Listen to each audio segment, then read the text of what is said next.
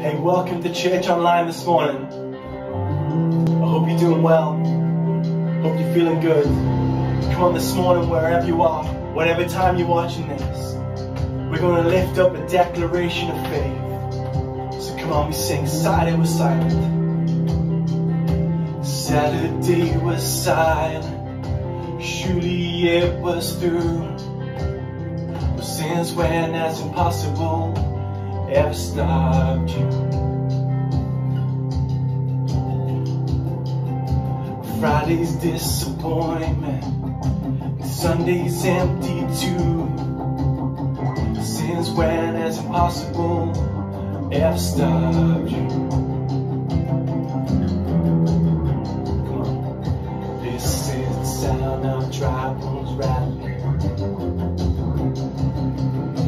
This is the praise making dead man walk again. Open the grave, I'm coming out. I'm gonna live again. This is the sound of dry bones rattling.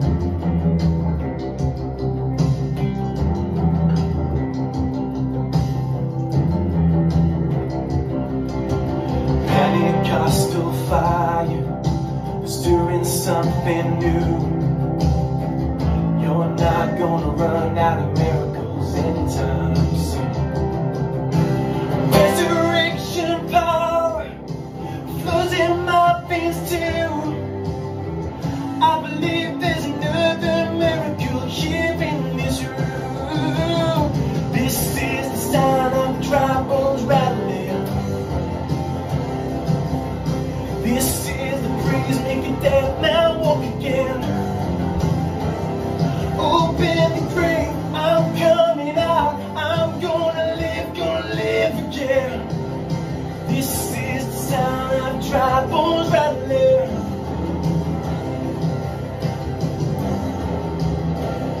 Come on, we believe in a God who can work with things when it looks like it's impossible. When it looks like something's dead, something we should give up on. We believe in a God that can work with it. God that can do something with it. We sing, my God is able to save and deliver and heal and restore anything that He wants to. Just ask the man who was thrown on the bones of Elisha if there's anything that He can't do. Just ask the stone that was rolled at the tomb of the garden. What happens when God says to move? 'Cause I feel Him doing it now. I feel Him moving it now.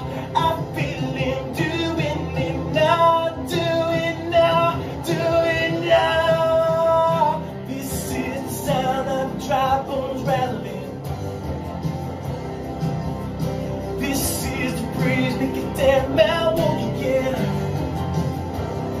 Open the grave, I'm coming out. I'm gonna live again. This is the sound of dry bones rattling.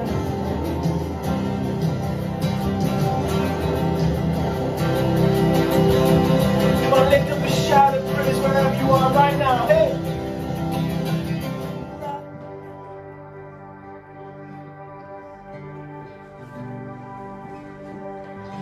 Who am I that the highest King would welcome?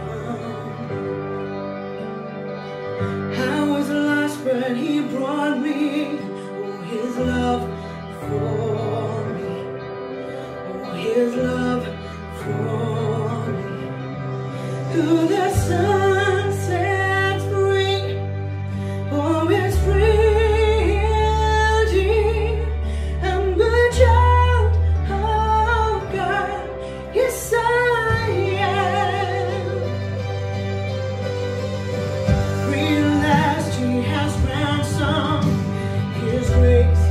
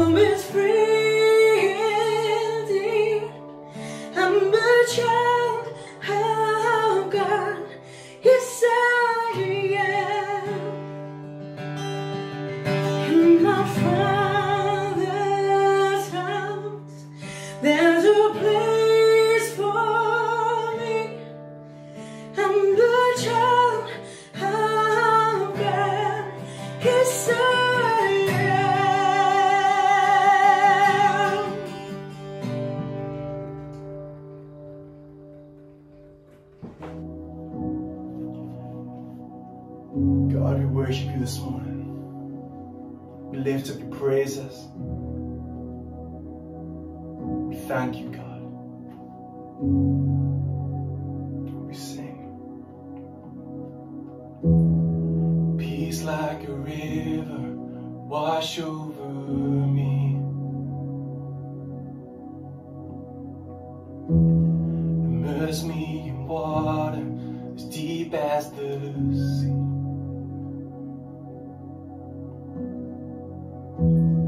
Have me in love, your healing embrace. Peace like a river,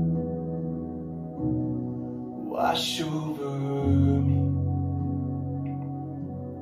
As I worship your majesty, I worship your holy name. Jesus, my everything. All that I am is yours. Oh.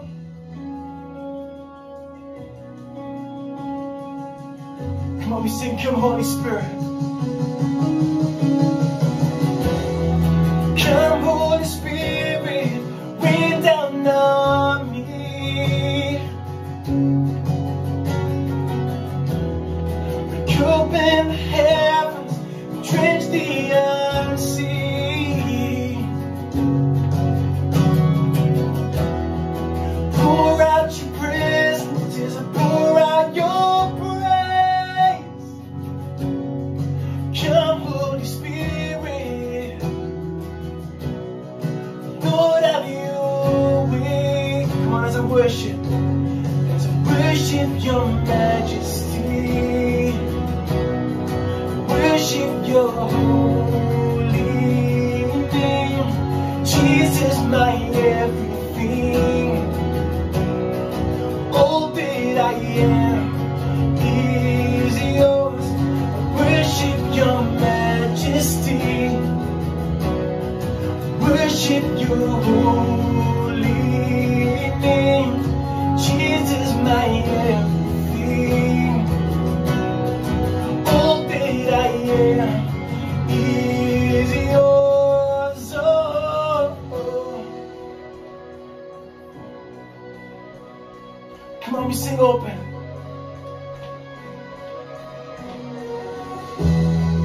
Open the heavens, fill wide the gates, flood every heart with mercy. Pour out your presence, inhabit our praise as we cry, holy, holy. Open the heavens, fill wide the gates, flood every heart with mercy. Pour out your presence, inhabit our praise as we cry, holy, holy. Open the heavens, fill wide the gates, flood every heart with mercy. Pour out your presence, inhabit our praise as we cry, holy, holy. Whoa.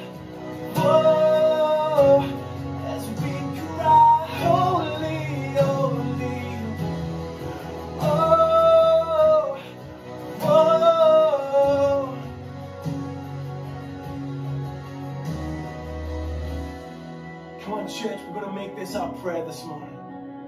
Lord, send revival. Lord, send revival. Lord, send it now. Move your spirit. Heaven break out. Come now in power. Cover this land like you've done it before. Would you do it again? Lord, send revival. Lord, send it now. Move of your spirit. Heaven break out. Come now in power. Cover this land like you've done it before. Would you do it again? Lord, send revival. Lord, send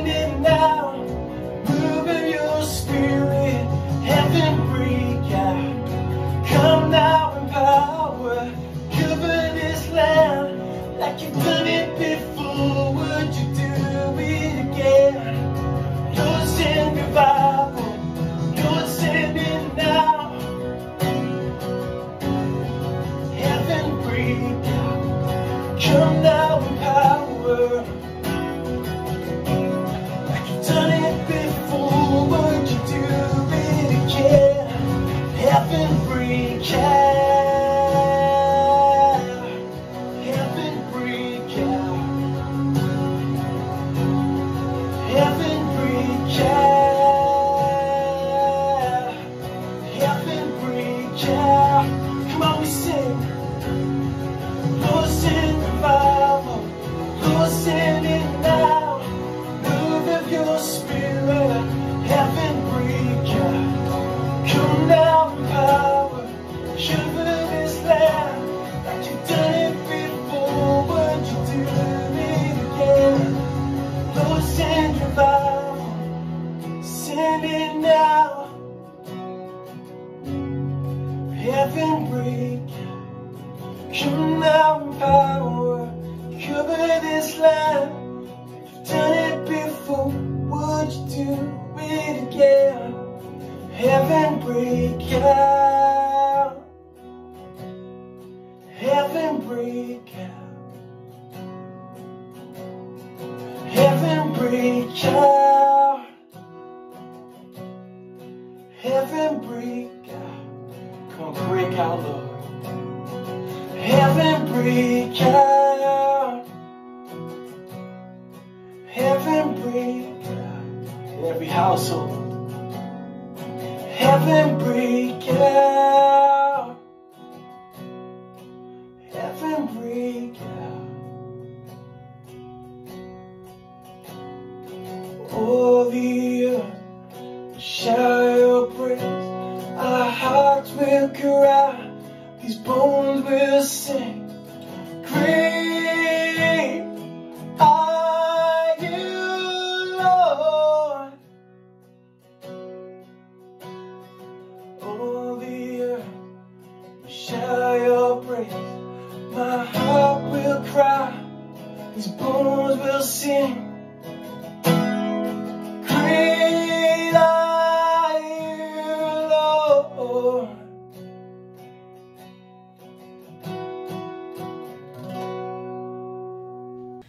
Morning church, here we are again. It's another Sunday, and hasn't the weeks they've just gone by, they've flown by, haven't they? I don't even know what week we're in now. We're in like week number whatever it is. Doing this it's slightly different today in that I'm just here on my own bringing this word, and so with kind of no feedback or anything, it's a little bit different, but I've got a word to bring that I believe will encourage and build us up for the days ahead, the days that we are in, and the days ahead that we're coming into. So I've got a title for those of you who are taking notes, and my title might sound a little bit frivolous, but believe me, there's something in it. Okay, so the title today is Bubbles and Banners. Okay, Bubbles and Banners. And before you switch off and thinking, oh my goodness, what is she going to be talking about? If you stay with me, you'll get it. Okay, so we're going to talk about well, bubbles and banners basically. And the first little bit, I just want to talk a little bit about bubbles, and then we're going to move on to the actual preach. Okay, we've heard the word bubbles mentioned quite a lot, haven't we, recently? Not necessarily, I don't mean the bubbles that children play with and blow, blow around in the air. I will come to that. But bubbles, to be in a bubble, this is what, when you Google the word bubble, this is what it says. It says a good situation which is unlikely to last. Okay? A good situation which is unlikely to last. So it's just temporary, a temporary thing. Okay? Getting back to the bubbles that you blow, which is not what I'm going to preach about, but we're going to talk about for a minute. Kids love to blow bubbles, don't they? They're so much fun. And we, as you know, have 2 grandchildren, and they just love blowing bubbles and running around in the garden, and they're blowing in the air, and they're just so much fun, but they're really short-lived because they don't last for very long, do they? You blow these bubbles and they're in the air, and then before you know it, they've burst. I work, I think I've mentioned before, but I work in a primary school in the office, and we've got a few of our children back now, and so because they're quite limited with what they can play with and what they can do, they've been given some bubbles to play with, and it's just so lovely because you know. So the other day I was sat in the office and looked up, and just past the window came some gorgeous bubbles, but then within seconds some of them had blown away and some of them had hit the wall and burst, and they were gone. You know, bubbles don't last long. They're there for a moment and then they're gone, and but they do bring some temporary happiness, but it is only temporary. It's not lasting. It does bring some temporary happiness. It's a short-lived kind of joy and excitement when you see that. But all said and done, they are good fun. Bubbles are good fun. So I'm going to just talk a little bit about banners, and then we'll get more into it. Okay? So banners. What are banners? I'm sure we all know what banners are. But this is what Google says. It says a banner is a strip of cloth bearing a slogan or a declaration. And these days, as you know, we can get banners for literally everything. Absolutely everything. Made out of more than cloth. You get them made out of foil and paper and card, and all in gorgeous colours and messages written on them, you know, or printed on them, whatever it could be. So that's the little explanation about bubbles and banners, okay? But this week, as I was preparing for this word, I've been doing some very deep Bible reading for me, very deep. And do you know what? I've been reading from the book of Numbers. So I'll just give you a moment to take that in. Joy was reading from the book of Numbers. Oh, deep, deep stuff, okay? Are you impressed? I would hope you're all impressed with my Bible study reading. But I was reading Numbers, the book of Numbers in the Bible, and it talks about the children of Israel and their journey to the promised land. And so this is what I've been reading about. And they kind of were on their way to the promised land, but on their way they had to go through a wilderness. So the wilderness, which is like not a very good place to be in, if you put it like that, the wilderness was never meant to be Israel's destination, okay?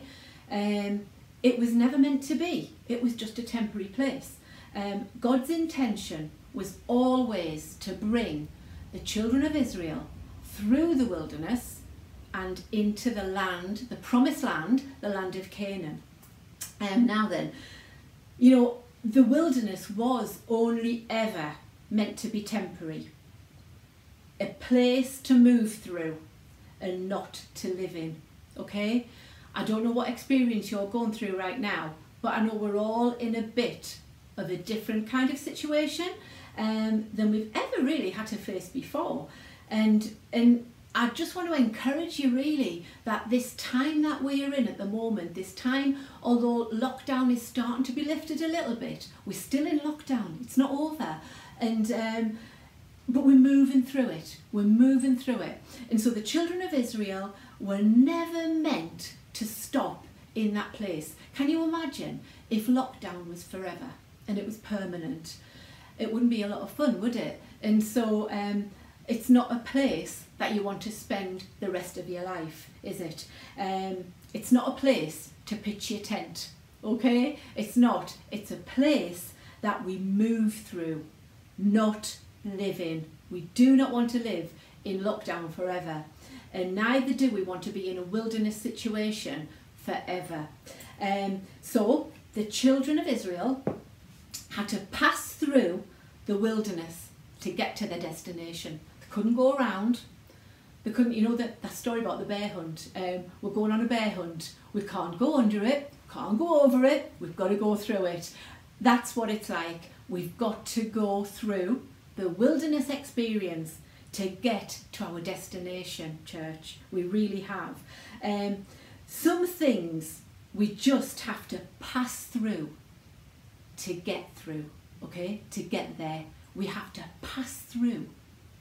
Pass through, and that's the bit that's sometimes the most difficult bit. And what I want to do today, just this morning in the short time that we have, I just want to encourage us that we are just passing through.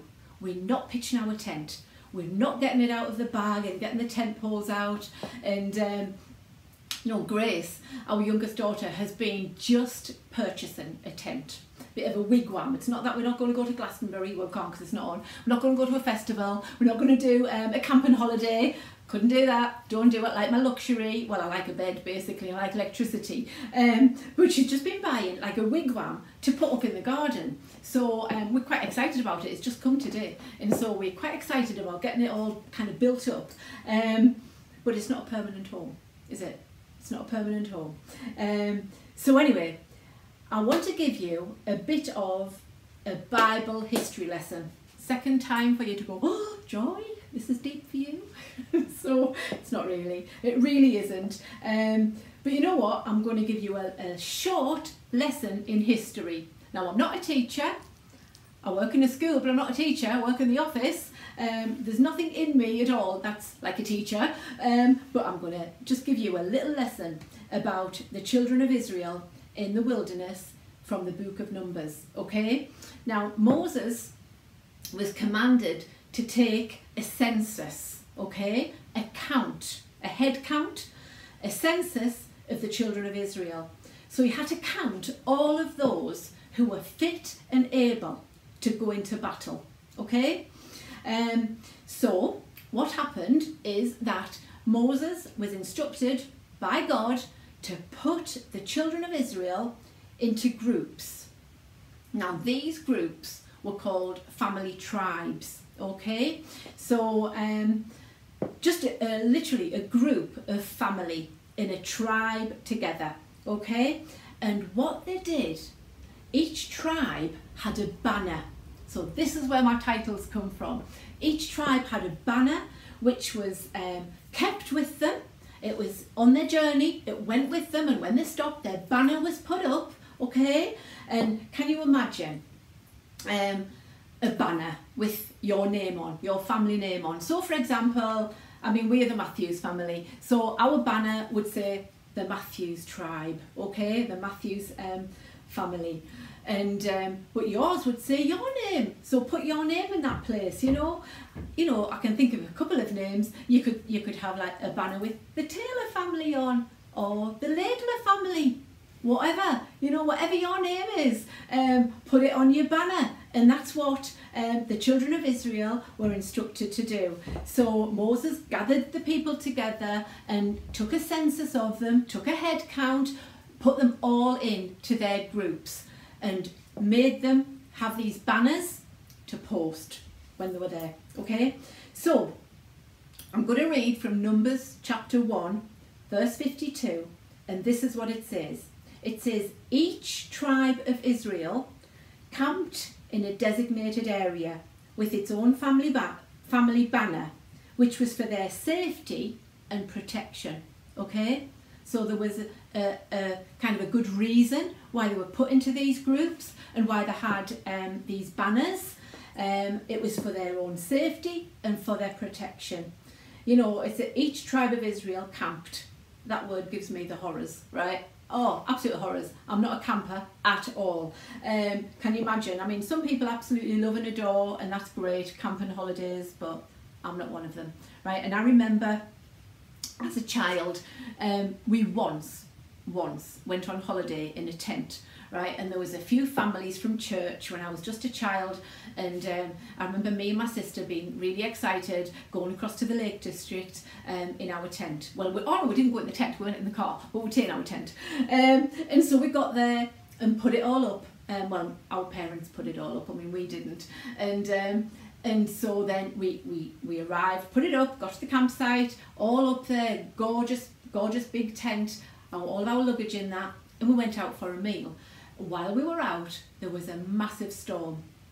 Now, and it was massive. It was like really big storm. And so by the time there was 3 families of us, drove back to the campsite, they'd blown away.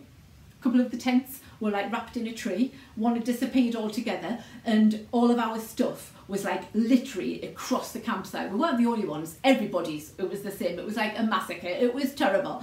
And so we all had to it was bucketing down with rain, like it often does in the Lake District, and bouncing down. And so, you know, I just have this memory of us all running around and grabbing clothes and pushing them into the, you know, the suitcase and back into the car, and we all came home. And that was the end of the camping trip, and I have never wanted to go camping again. But stupidly, we did do it again. But we did it again a little bit more civilized. And so as we were married, Dave and I were married, and then eventually had Dan, who was 3 at the time, I think, and we had Hannah, who was just a baby. But we decided to go to the south of France. And so the cheapest way to do it, and we are really good at doing cheap holidays, so if you ever need any advice, we like the cheap holiday travel agent. And so anyway, we went to camping, but this was a little bit better, because when we got there, it was, and this is the only reason that we agreed to do it really, it had proper beds in, had a fridge, had electricity, had lights, a couple of wee straighteners in, you know, because that's important, and that was a better experience. But the children of Israel, getting back to the word here, the children of Israel, they went, you know, and camped in the wilderness, okay? Now the banners that they had represented blessings. Isn't that good? I love that thought, that the banners that they had with their family tribe's name on represented the blessings of God. They represented God's favour and protection. You know, going back to the bubbles for a little while, we've heard a lot about bubbles lately, and kind of as we're emerging from this place of lockdown, we've been encouraged at one point, you know, you can go into what you call a small bubble, or a family bubble, or a friendship bubble, and gradually the bubbles are getting a little bit bigger. You know, many more different types of bubbles, but there were a couple that I could think of. But these bubbles that people are supposedly in, they really are supposed to be a place of safety, right? So that you can be protected, but you can meet with a few people, but you're protected. And for a while, they won't last forever, but for a while, they represent a place of belonging, a sense of belonging, okay? But we've got to remember that bubbles are just temporary. They're just a temporary place of residence. So you might be in one of these bubbles now, but hopefully as the weeks go by and things get lifted and restrictions, you'll be able to move out of your bubble and into a bigger, you know, kind of group of people, and the bubble will be no more, because it's temporary. It'll be gone. It doesn't last forever. But banners, right? Banners are different in that they are described as a powerful declaration. I love that, a powerful declaration, church. You know, lots of different type of banners, but we very often go on holiday to the USA. And we've got friends who live there that are very, very precious, special friends of ours. And so that's how we're able to go, really, because we'll stay with them for part of the holiday.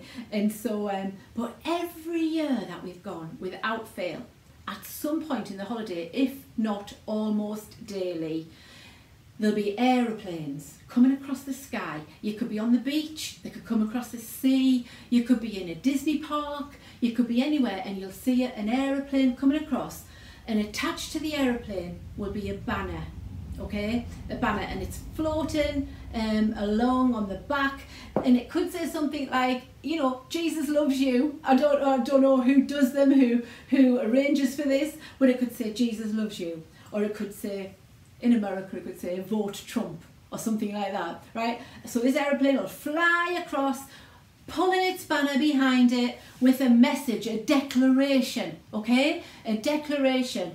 And I remember once seeing one saying, somebody, like it wasn't somebody, it had a name, will you marry me? And a big heart on the banner. And you think, oh, isn't that lovely? That's powerful. That's a really powerful way to be proposed to, isn't it? Having an aeroplane fly across with a banner on. You know, I think that's just really good. But what I want to say just now is, don't live life in a bubble, okay? Don't live life in a bubble because they're temporary. Okay, they are temporary. Live life under a banner that speaks powerful words of declaration over your life.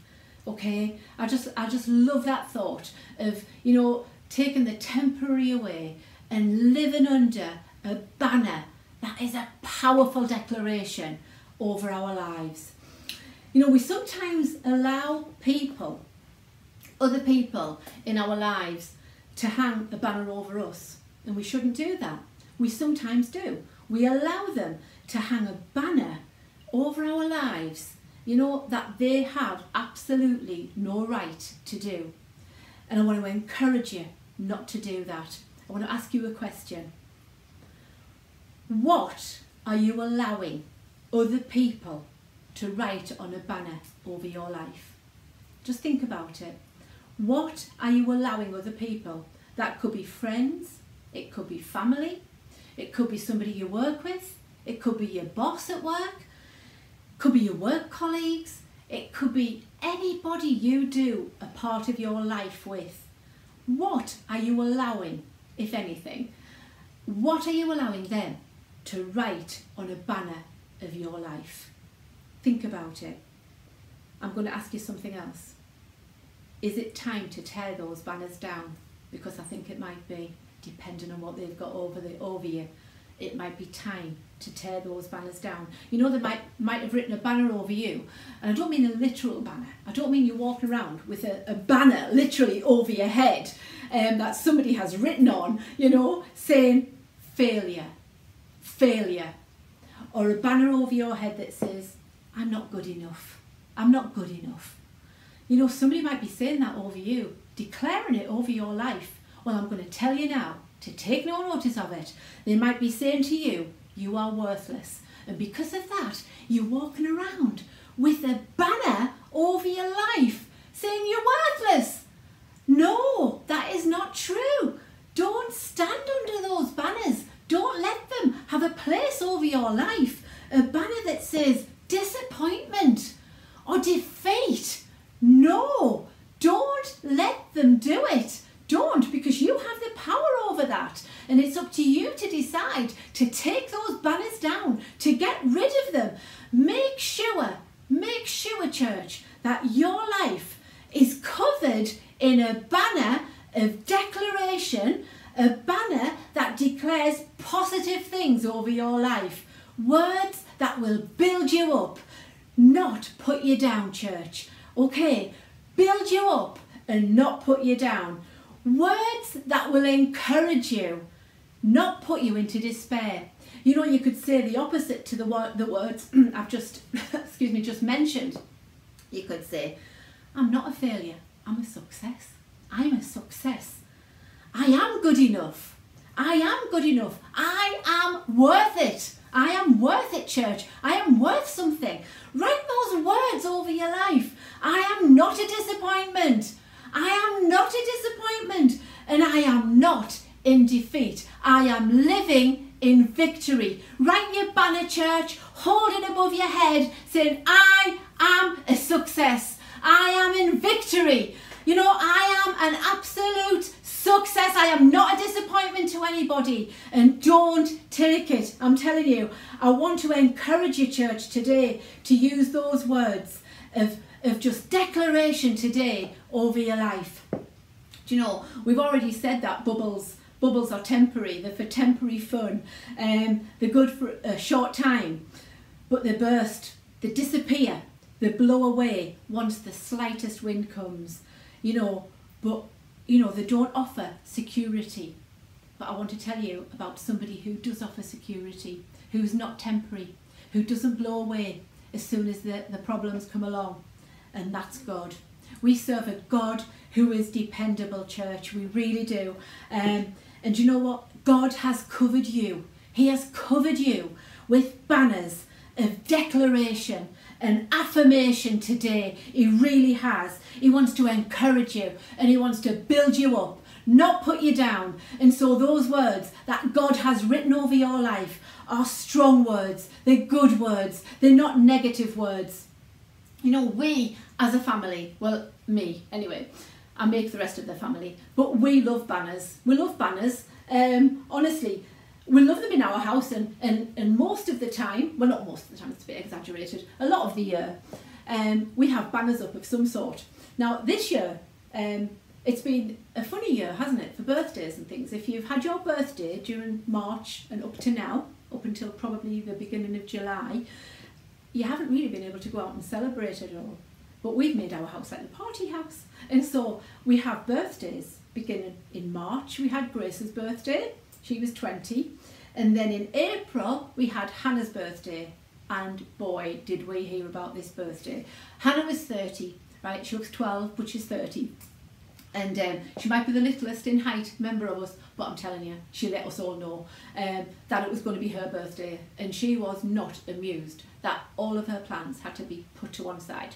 So she had plans, we were going to do this, we were going to do that. You know, we always have a family meal and go out, and we were going to have afternoon tea, we were going to do all sorts of different things.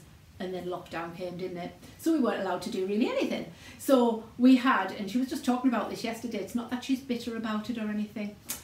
A little bit she is, that our son and daughter-in-law, who we love and have not, you know, obviously been able to spend our birthdays with, but they came and they stood at the end of our drive with our 2 grandchildren, and they had hats on and sang happy birthday to Hannah.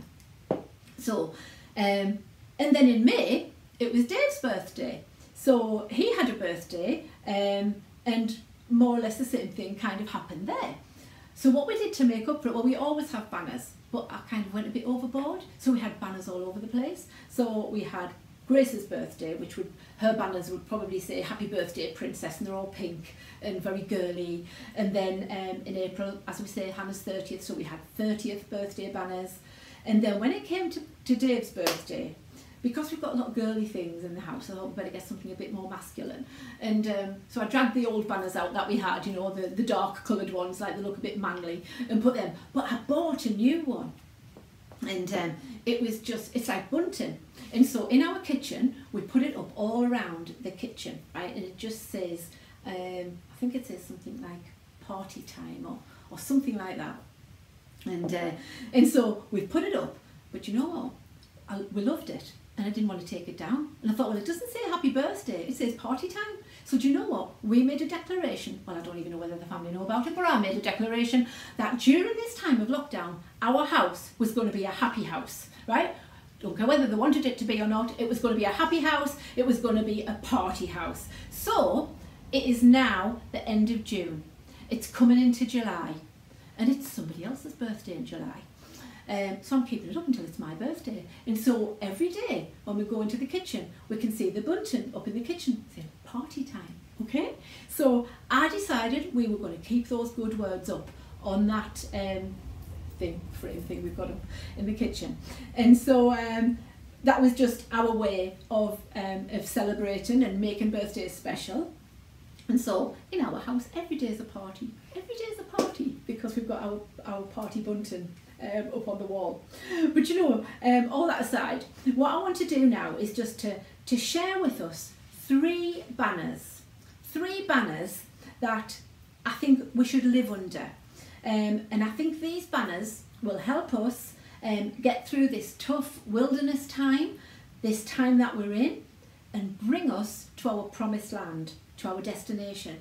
Because if you remember what I said at the beginning, you sometimes have to go right through a difficult patch, a difficult time, a wilderness experience, a lockdown experience to get to our destination.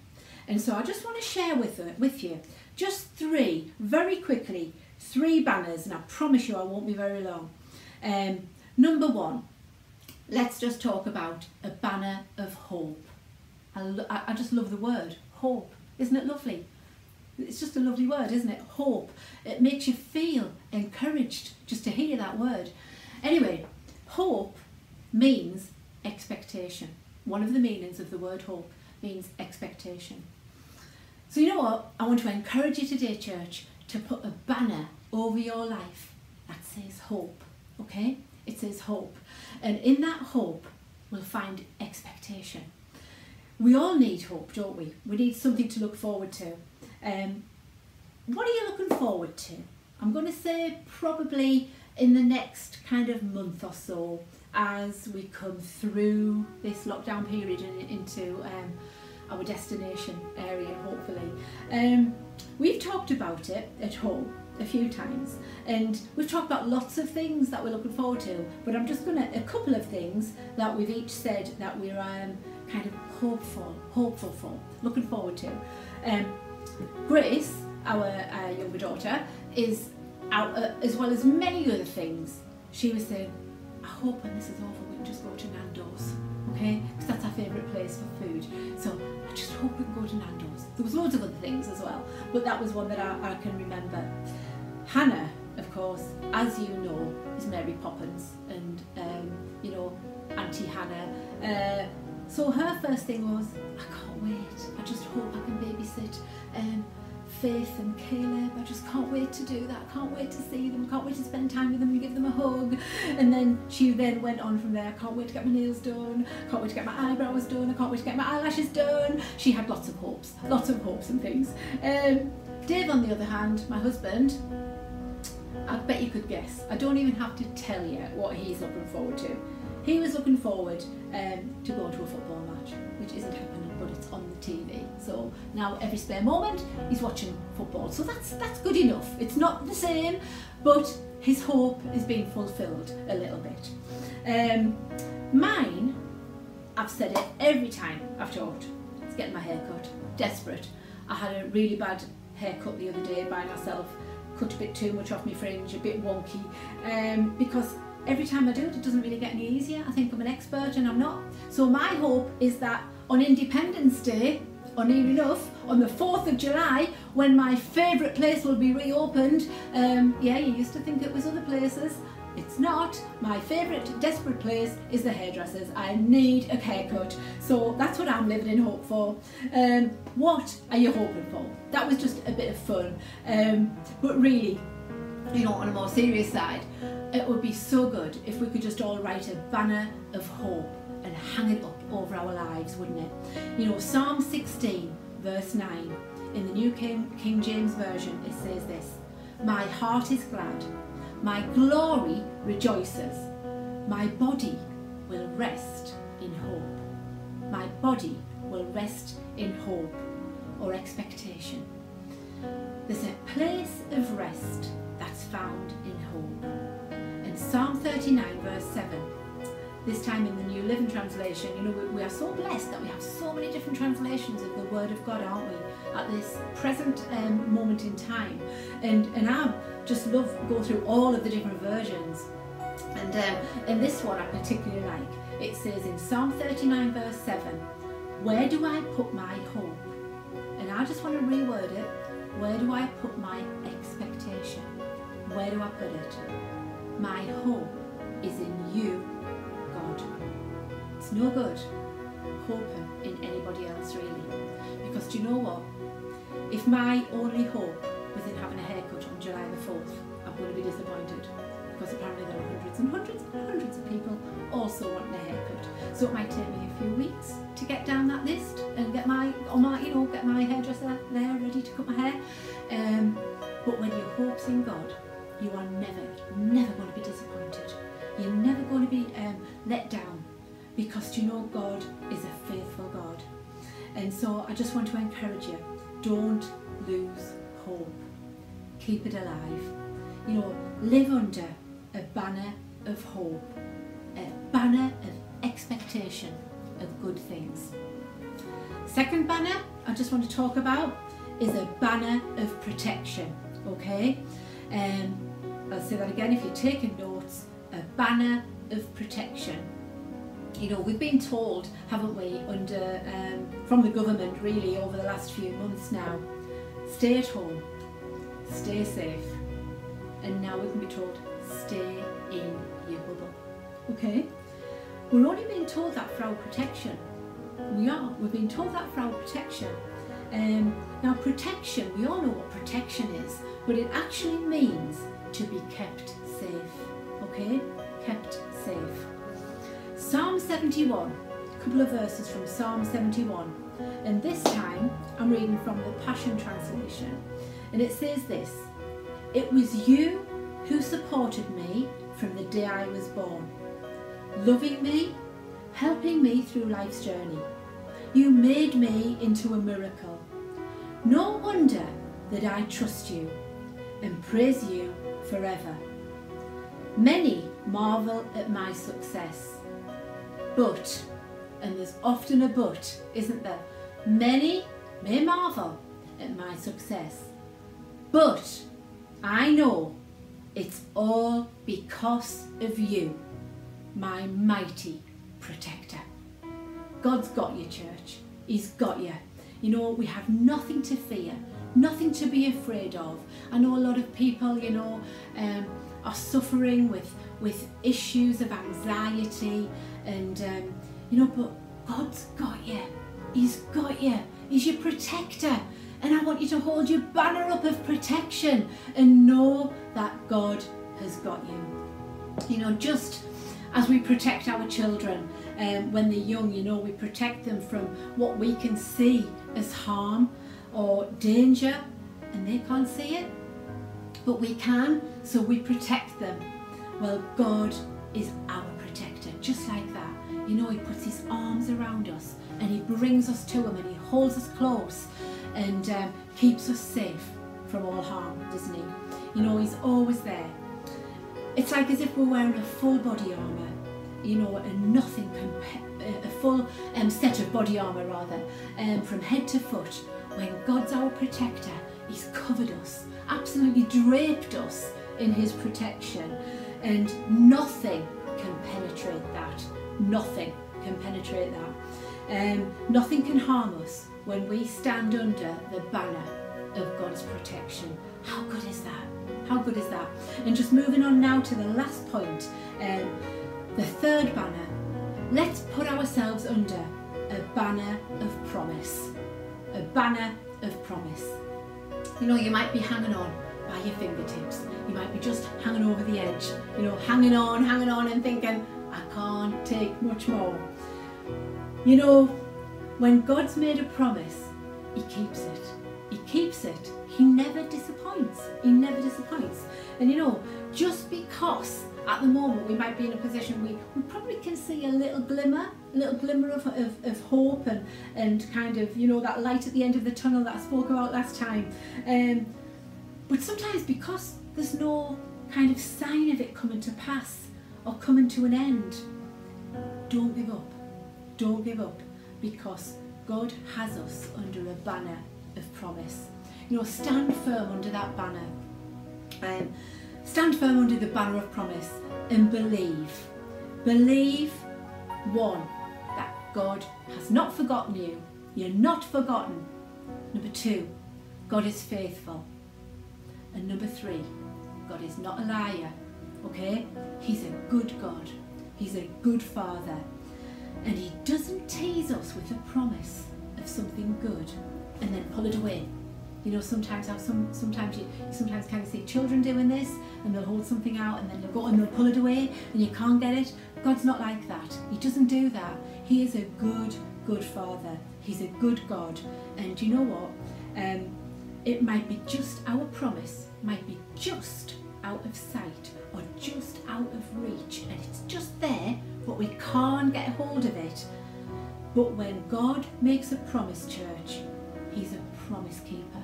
Okay, we sing that song, don't we? He is a promise keeper, and we've got to believe it. 2 Corinthians chapter 1 and verse 20 says, all God's promises are yes and amen. Not all God's promises are maybe. I'll think about it. If I fancy it, I'll answer it. No, all God's promises are one great big fat yes. Yes and amen. You know, don't believe, church, the lies of the enemy. They're like bubbles. The lies of the enemy are like bubbles. Do you know, he can blow them right in your face. Right in your face when you least expect them. Lies like, you know, we've talked about before, you are a failure. You're just weak. You're just weak. You're not going to make it through. You're never going to make it to the end. You're never going to reach your destination. You are no good. Don't believe it. Don't believe it. The lies. And you know, like sometimes bubbles might take you by surprise. The lies of the enemy might take you by surprise. But I'm telling you, they'll burst and they'll disappear when you position yourself under God's banner of hope, of protection and of promise. So that's it, church. I'm finished. I just wanted to encourage you there, and I hope that this word has helped you. I hope it has encouraged you and given you something to think about in the days ahead. Stay under that banner of hope, protection and promise. Okay, you can write your own banner. You write that banner and you live under it and you stay under it and don't give in. Have a great week. We can't wait just to be with you again next week. Enjoy the week ahead and we'll see you at the same time next Sunday. Morning everybody. I've never done anything like this before, so please don't judge if I get it wrong or mess up. But I've just got a quick message on giving. I've got 3 reasons here why we should still tithe, give and be generous, even though church is in lockdown. So number 1, our giving is not seasonal or depending on our circumstances. God calls us to give whatever the season. God calls us to give in lack and in plenty. God calls us to give in drought and in food with a smile. Isn't that great? Then number 2, our giving is our contract with God. It's our agreement with heaven to protest our finances. That's from Malachi 3, to obey God's word. And number 3, point 3, we give to God, not man. My responsibility is to give to God faithfully and with a good attitude. The church's responsibility is to steward the giving. Isn't that great? So that's 3 reasons why we should still give in lockdown. Don't ever forget that. See how to give on our church website on the giving page. Have a great week and see you next Sunday.